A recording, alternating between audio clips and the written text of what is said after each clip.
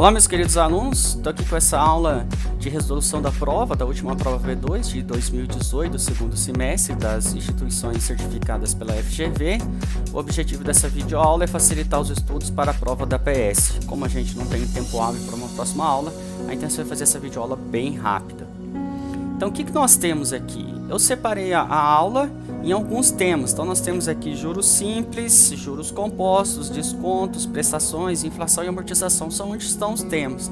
Dentro de juros simples, a primeira questão é essa que está aqui. Então, o que nós temos aqui? Nós temos aqui que ele vai investir, vai sair 2.400, 17 meses e 60% ao ano. Então, o que nós temos aqui? Nós temos um período em meses e uma taxa ao ano. Então, a gente tem que fazer essa conversão. Está saindo e está entrando, a gente faz a conversão e a gente calcula e chega nesse valor, certo? O valor que está aqui. Aqui, essa questão foi anulada porque deveria estar sendo falado aqui rendimento. E aqui está falando rentabilidade. Quando fala em rentabilidade, fala-se em índice, teria que ser a taxa TIR. Então, essa questão foi anulada. Teria que estar sendo falado aqui um rendimento, que é igual aos juros, mais próximo de, certo? A outra questão, um investidor realizou uma aplicação, está saindo, que transformou-se em 13 mil. 13 mil é o valor futuro. Juros simples, está ao ano, e pergunta o prazo. Veja que prazo está em diferentes períodos. Tem ano, tem semestre e meio, tem dias. Então, a gente tem uma pequena pegadinha aí. Então, a gente tem lá o valor futuro, nós temos aqui, podemos achar o capital, porque nós temos a remuneração. Com isso, a gente pode calcular e chegar exatamente a 1,08 anos, que fazendo a conversão dá aproximadamente 1 ano e 30 dias. Veja que não tem resposta, mas no enunciado está o mais próximo de. Gente, vocês vão parando a videoaula para vocês fazerem aí manualmente, certo? Leonardo deseja investir, que quer triplicar. Quando ele quer triplicar, a gente faz um valor de 100 e multiplica por 3, valor presente e valor futuro. 30% ao semestre. E está perguntando durante quanto tempo. Veja que está falando juros simples. Na minha prova eu coloquei tudo de marca-texto, mas aqui a hora que eu escaneei não está aparecendo aqui, juros simples. Então, nós temos aqui 100 triplicar, 100 vezes 3, 300, valor presente, valor futuro.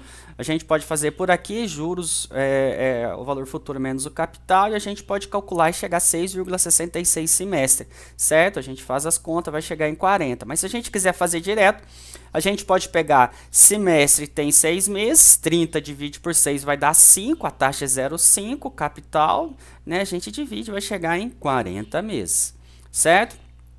Terminamos juros simples, vamos para juros compostos. Dentro de juros compostos, o que nós temos?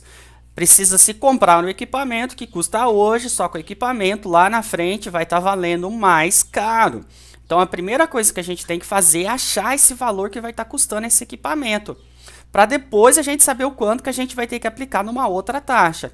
Então, primeiramente, a gente acha esse valor futuro, que é o valor do equipamento, que vai estar lá na frente, certo? Aí, depois, com a nova taxa, lembrando que é juros compostos, a gente acha esse valor presente que está aqui, certo? A gente faz exatamente como está aqui. Continuando, dentro de descontos. Dentro de descontos já tem essa primeira questão que ela foi cancelada. Por quê? Porque no enunciado não tinha uma resposta.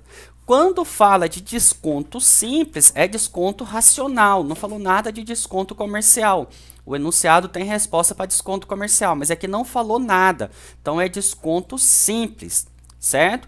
Então, como a gente tem desconto simples aqui, então, como é que nós faríamos, Nós temos lá um valor da duplicata, nós temos um período, uma taxa, a gente vai chegar nesse valor do capital, que seria o valor mais próximo, O quanto que seria aí? Nós temos exatamente um resultado, mas como não tem resposta, foi cancelada essa questão. Um empresário procurou uma instituição financeira, necessita que seja depositado imediatamente esse valor, que seria o nosso valor presente, em 2 meses e a taxa ao mês. Então, tá tudo ao mês, tá tudo muito fácil de ser feito. Essa é uma das questões mais fáceis aí da prova. Então, desconto, a gente está falando aí juros simples, nota promissória. Então, é muito simples. Juros simples, desconto simples, é muito fácil de ser feito, certo? A próxima questão, uma grande cuidado que vocês têm que ter. Quando no enunciado não falar nada, que não é juros simples, que não falar nada de juros compostos, ela é juros compostos. Vou repetir. Se não falar que é juros simples, não falar que é juros compostos, a taxa é composta, é juros compostos, certo? Veja que um valor de face, nas nossas videoaulas, no nosso livro, falava valor de face como valor presente, só que o livro está errado. O valor de face é o valor lá do valor futuro, que é o valor, mesmo valor da nota promissória. Então, o valor de 10 mil, vencimento de 90 dias e período ao mês. Novamente, todas as questões têm isso. Vocês ficam bravos comigo de eu colocar nos trabalhos, mas todas as questões têm. Veja que está em dia e está em mês, tem que converter. O gabarito estava em ele e foi alterado. Por quê? Veja que nós temos 90 dias, 3 meses. Então, esse aqui seria que está no livro. Então, esse aqui vocês cortam. Esse aqui não é utilizado, certo? É aqui está o livro. Então, o valor de face é a mesma coisa que o valor da nota promissória, 3 meses, 6%, a gente vai chegar em 8.396, exatamente como está ali, certo? Continuando, dentro de prestações, caiu bastante questão.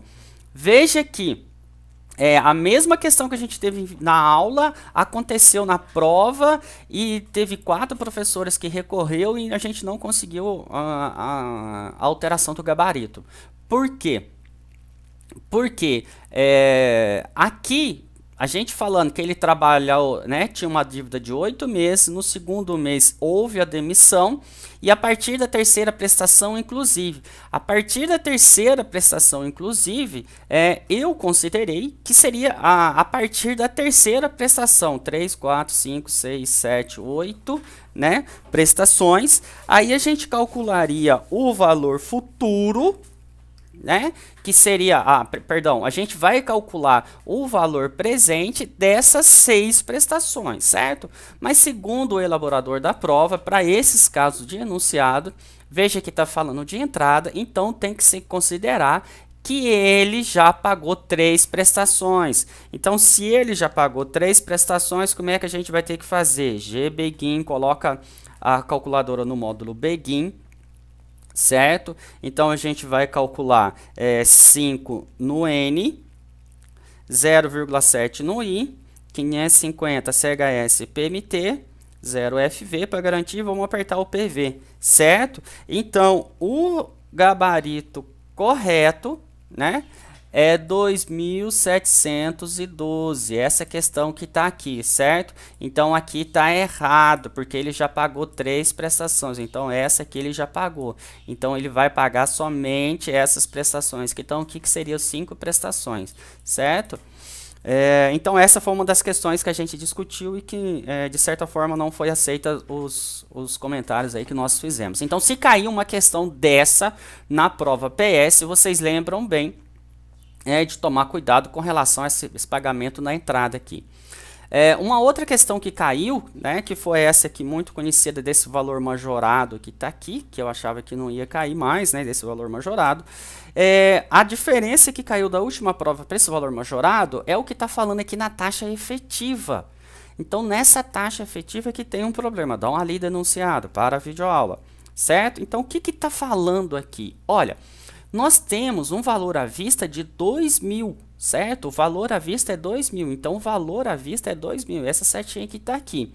Então, a loja aumenta em 20% o valor à vista, aumentando em 20% o valor à vista, ela vai ficar em 2.400, certo?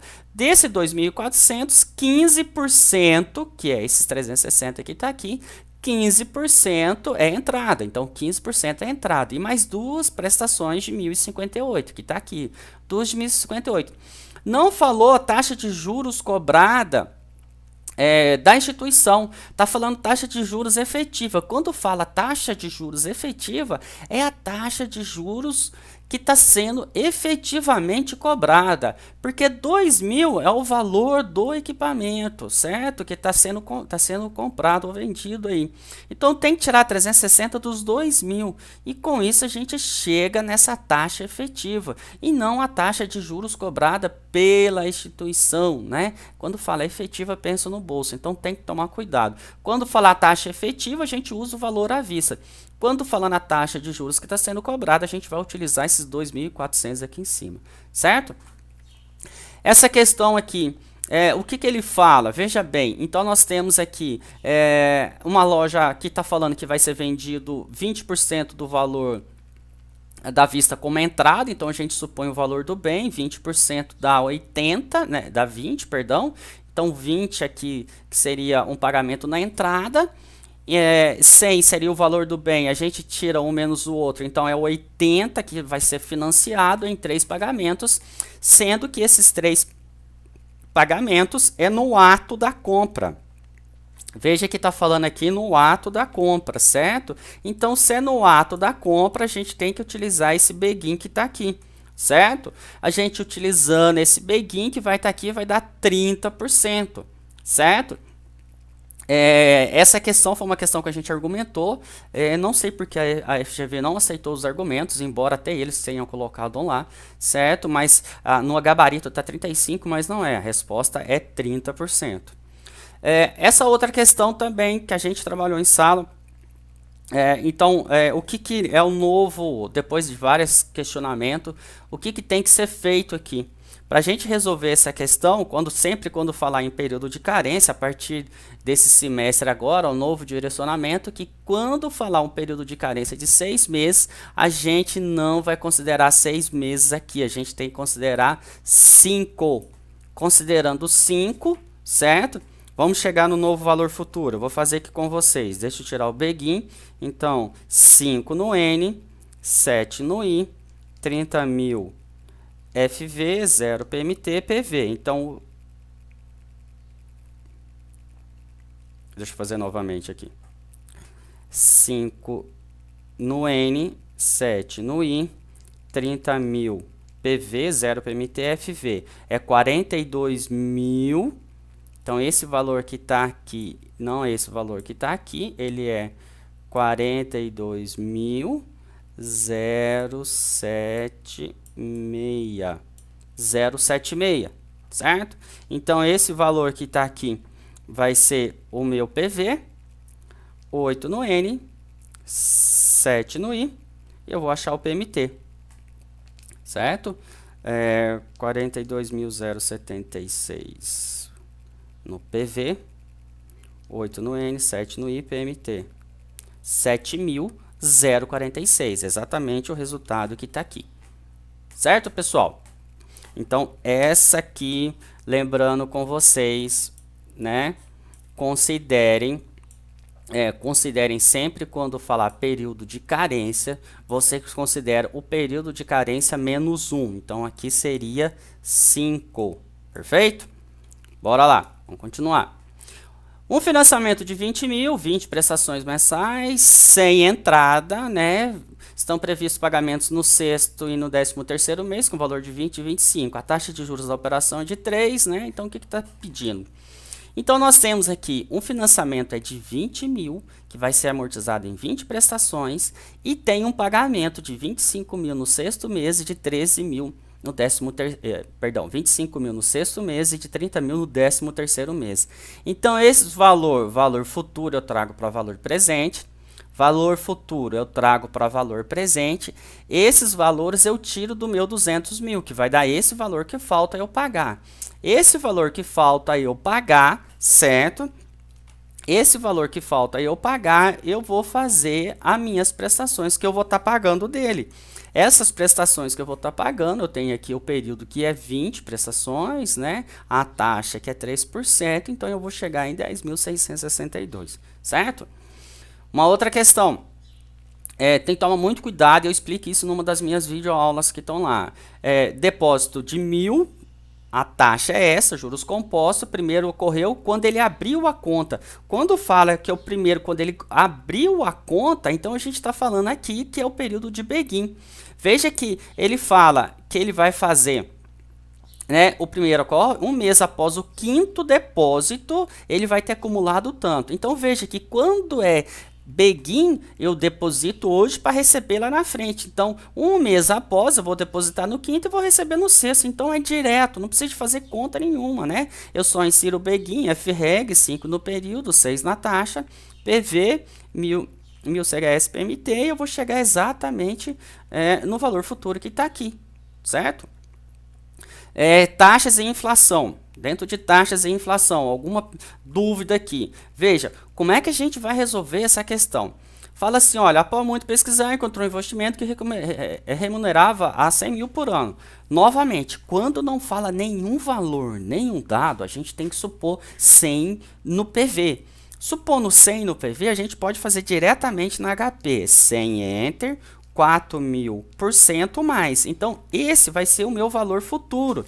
Então, 100 é o meu valor presente, 4.100 é o meu valor futuro. Tem que tomar cuidado que pede a taxa quadrimestral equivalente. Então, no ano, quadrimestres são 4 meses, 8, 12. Repetiu quantas vezes? 3 vezes no ano.